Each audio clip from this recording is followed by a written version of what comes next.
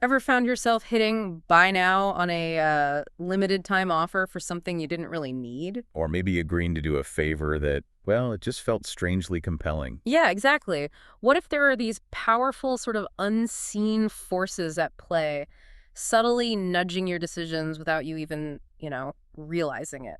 Hmm. Today, we're taking a deep dive into the fascinating world of persuasion, specifically Dr. Robert Cialdini's renowned principles. Our mission today is really to unpack these psychological triggers, understand why they hold so much sway. And maybe even more importantly, learn how you can navigate this world full of subtle influence, especially, and this is interesting, when those influences don't quite hit their mark like you'd expect. Yeah, and for this, we've drawn our insights from Cialdini's foundational books, Influence, The Psychology of Persuasion, and also Influence, Science and Practice. Plus, we've got a recent research study that actually put some of these principles to the test in a, modern online context. So get ready for some potential aha moments. Definitely. Because understanding these principles isn't just for marketers or salespeople, right? Not at all. It's about empowering you listening to be more aware of why people, including yourself, Yeah. say yes or no. And how your own mental shortcuts might be playing a role. Hmm. So,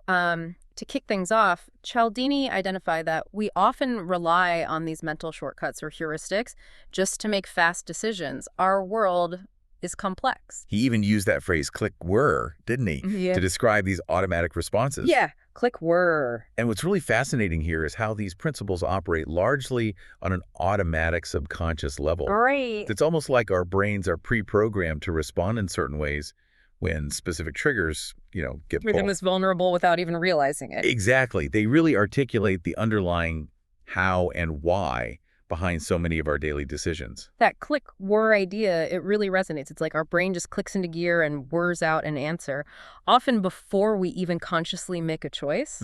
So what's the first of these powerful triggers Cialdini spotlights? Okay, so the first big one is reciprocation. It's the profound power of giving.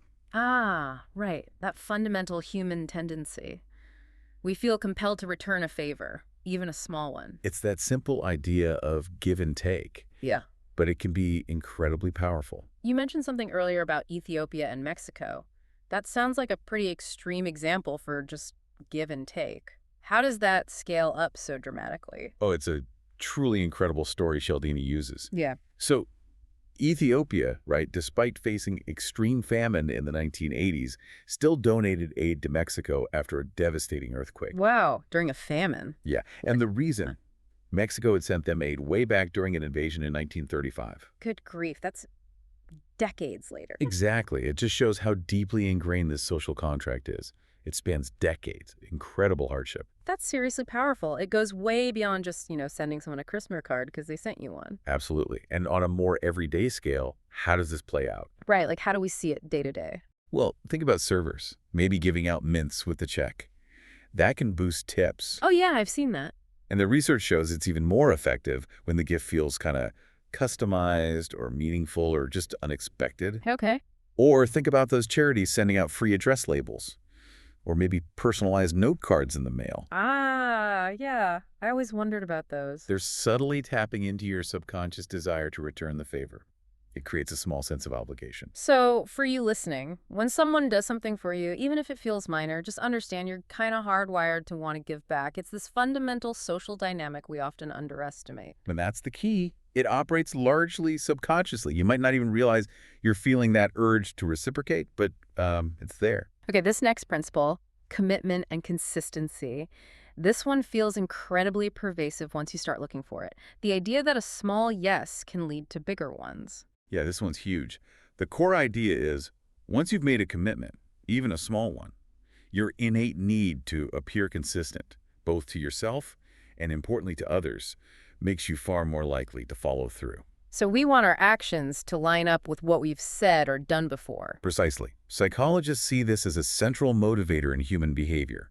We strive for consistency. Cialdini's book had that example, right? The radio theft on the beach. That's a classic. Yeah. So in the study, bystanders were far more likely to intervene in a staged radio theft if they'd first just been asked by the victim to watch their things for a moment. Just that small request. Instead of that small initial commitment, it made them feel compelled to act consistently when the theft happened. Wow. This is also why, in sales, directly asking for a prospect's business can be so effective. It secures that initial commitment, gets them on record. And it's why I say publicly announcing a goal, like you're going to run a marathon, makes you much more likely to actually stick to the training. Mm-hmm. You Yeah. put yourself out there. But it also warns us, right? Be mindful of those seemingly trivial requests because they can lead to much bigger, maybe unwanted commitments later on, like the lowball technique. Exactly, where costs are added after you've already agreed to the initial lower price. Yeah. It plays on that need to stay consistent with your decision. It's about recognizing that psychological pressure that comes once you've taken a stance, however small it seemed. Absolutely. Okay, so from individual commitments, let's zoom out a bit. How do groups influence us? What's Cialdini's take on how we're swayed by what everyone else is doing? That brings us to social proof, sometimes called consensus. It's pretty straightforward. We're social creatures. Right. And we tend to look to others to guide our own behavior, especially when we're uncertain about how to act. We follow the crowd. I immediately think of those old sitcom laugh tracks. I mean, almost everyone says they hate them, yet they stuck around for so long. What's the deal there? That's the classic example Cialdini uses, those laugh tracks. Even though, most people say they dislike them, studies actually show they make sitcoms seem funnier. Really? Yeah, which leads to more enjoyment and, ultimately, more views for the show. It signals, this is funny, even if you don't consciously agree. Huh. So in sales, that translates to things like case studies, testimonials, showing how popular a product is. Exactly. Using case studies, testimonials, highlighting product popularity. As one of our sources put it, if everyone else is doing it, your client will want to as well. So if a restaurant looks packed, you just kind of assume it must be good. You got it. But of course, this principle can be manipulated. Think about using paid actors to fake popularity, for instance. Right, creating false social proof. And it also connects to the bystander effect, that idea where individuals might not act in an emergency if lots of other people are around because they assume someone else will step in. They follow the crowd's inaction. Okay, the fourth principle is liking, the friend advantage. This one seems almost, too simple. We're just more likely to say yes to people we like. Is there more to it? It seems simple, but it's incredibly effective. And yes, there's more to it than just charming personalities.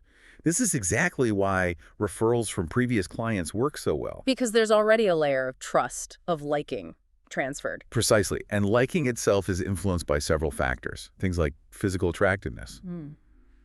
I mean, think about the power of massive social media followings, like Kim Kardashian's. Yeah, good point. Also, perceived similarity. We like people who seem like us.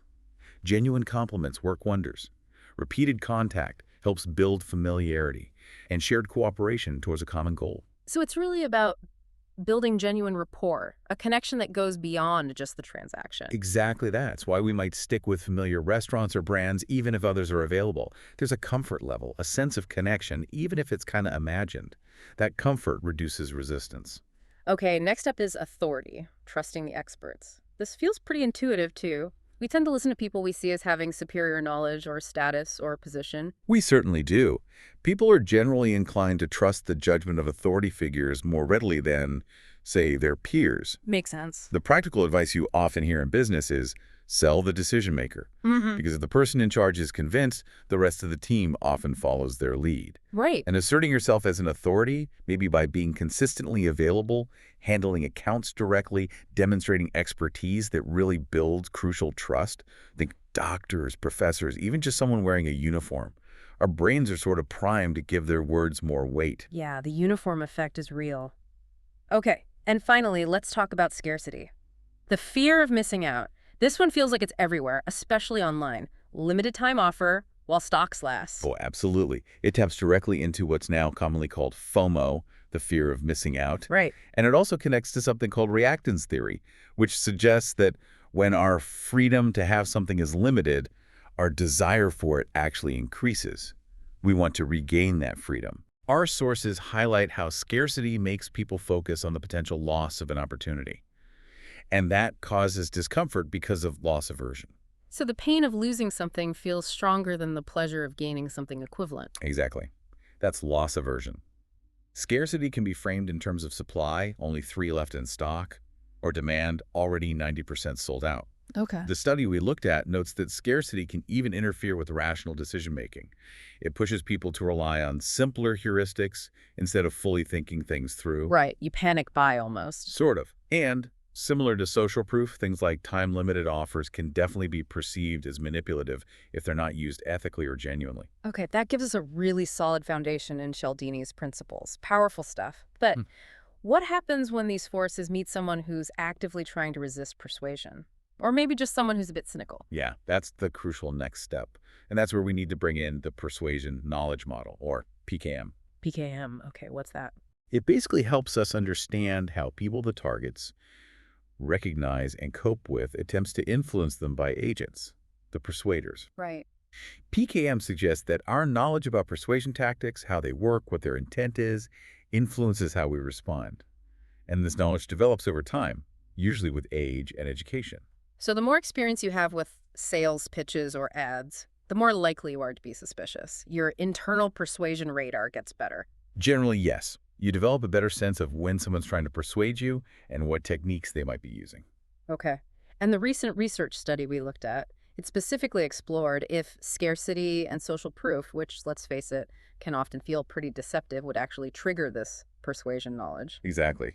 And whether triggering that knowledge would lead to what the researchers call contesting strategies, Yeah. basically pushing back against the persuasion attempt. So did seeing limited availability make people suspicious and fight back? Well, this is where it gets really interesting. The results were quite surprising. The study, which was done with Dutch participants aged 18 to 29, looking at a travel website, it found that using limited availability for scarcity, or best booking of the year according to travelers, for social proof, well, it did not significantly activate their persuasion knowledge or lead to more contesting strategies. But wait, really?